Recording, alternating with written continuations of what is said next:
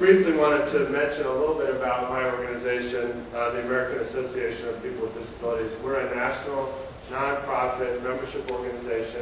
We have over 100,000 members around the U.S. We have members in every state. And our mission is to organize the disability community so that we have more power politically, socially, and economically. We're basically modeled after groups like the NAACP, the National Organization for Women, AARP. It's an individual membership organization.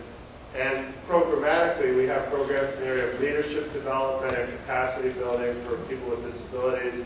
Probably the cornerstone of that for us is our summer internship programs. We bring 8 college students with disabilities to work for members of Congress during the summer as part of their summer internship programs, and we bring 10 college students to work in the executive branch doing information technology jobs. Microsoft, which I believe is a member of the Washington State Business Leadership Network, probably a founding member, they are the sponsor of the Information Technology Internship Program, and Mitsubishi Electric America Foundation is the sponsor of the Congressional Internship Program. I love that program because we have 18 college students with disabilities, all different types of disabilities, who come to Washington and live together for the summer at the undergraduate housing at George Washington. And because of the sponsors, we're able to pay for their housing. They get a stipend, we pay for them to come to Washington. And they learn so much from each other. And to me, doing leadership development in a cross-disability organization like AAPD is about building cross-disability competence. You know, we talk about cultural competence. Cross-disability competence is helping people understand what are the issues for people with a broad spectrum of disabilities. For a lot of young people and a lot of older people who have disabilities as adults, they know their issue. You know, they know how to navigate the world in a wheelchair. They know how to navigate the world as a blind person or a deaf person or somebody with epilepsy or some other chronic health condition.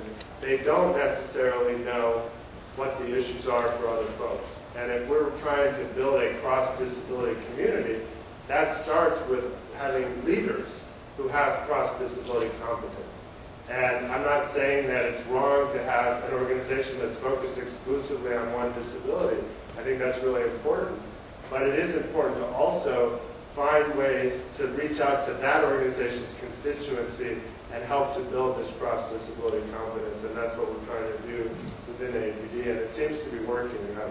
The kind of poster child for this program is Stacy Cervenka, who is a blind activist who's very active with the National Federation of the Blind. She participated in our internship program, worked for Senator Sam Brownback from Kansas, who's a conservative Republican from Kansas. She's a conservative Republican. They loved each other.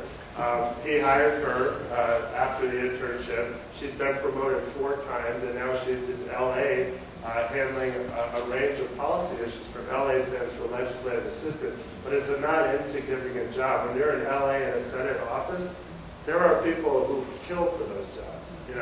And Stacy was promoted into that job within like 2 years of being hired. So she's an overachiever, very successful.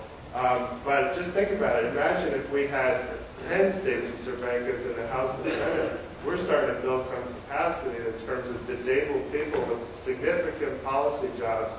And that's my big frustration with Senator Harkin. I love Senator Harkin. He was my boss. But he does not have a history of hiring disabled people to be his disability person. And that's really unfortunate. And I think if we can't get people the skills and the qualifications they need to be successful in competing for those jobs on the Hill, we're inadvertently sending the message that disabled people can't compete at that level. So that's one of the reasons why we're doing this internship program, and that's kind of the cornerstone of our leadership programs. We also have a program called Disability Mentoring Day. I'm just curious, how many people here have participated in Disability Mentoring Day? So not too many, maybe a handful. That's a program that happens in October. It's a job shadowing career exploration program where students and job seekers with disabilities spend a day shadowing somebody who's working in a career that interests them. And last October, we had about 350 volunteer local coordinators putting on events in all 50 states. We had about 16,000 mentees participating and an equal number of mentors, maybe a little bit less because some mentors take more than one mentee. But it's a great program. Employers like it because it's easy. You know, you have a high school student or a college student or a job seeker spend a day on your premises. It's a flexible program. Some employers like to have workshops to let people know, what are the career opportunities at Starbucks, and all the different ways you can do it. Some of them do kind of, this is how you write a resume, or this is how you interview for a job. And some of them have more of a traditional job shadow, where the mentee just spends a day literally shadowing a person who's doing something that they think they might be interested in doing down the road. So that if you're interested in getting more information about that or any of the programs I'm mentioning, and I'm going to flash up this information at the end of the presentation, but it's on our website at aapd.com. And the reason we're not aapd.org is that's the American Association of Pediatric Dentists. My favorite AAPD on the internet is Americans Against Puff Daddy.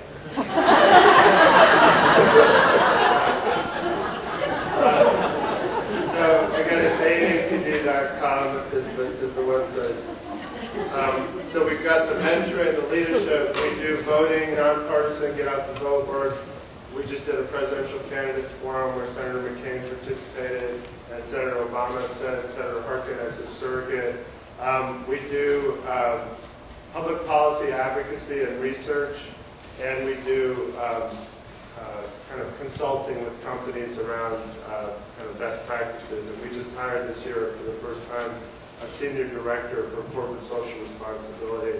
Her name is Robin Schaffer. She is a former deputy general counsel of Booz Allen Hamilton, and she is a parent of 2 children with disabilities. And she's doing a benchmarking project with us where we're working with IBM and Walmart initially to develop ways for them to benchmark their performance globally around disability issues, both in the context of employment, but also in market, reaching the disability market, product design, service delivery, kind of the whole spectrum. And that's been a fun project, and I'll talk more about it, but we're delighted to have a staff person that's dedicated to this. And as Ladrine mentioned, everything we're doing in that space, we're doing in partnership with the U.S. Business Leadership Network. John Kemp, who is the CEO of the U.S. Business Leadership Network, is my former board chair, founded APD, hired me to work at APD, so it's a very close relationship there. And I want to see the U.S. BLN build its capacity. Right now, there are local BLNs that have more capacity than the national BLN in terms of staff capacity and budget and resources. So I'm hoping that this benchmarking thing can really take off, and that the U.S. BLN could really build a program around it that we can do in partnership. And we may have other partners as well, but it's kind of exciting. We have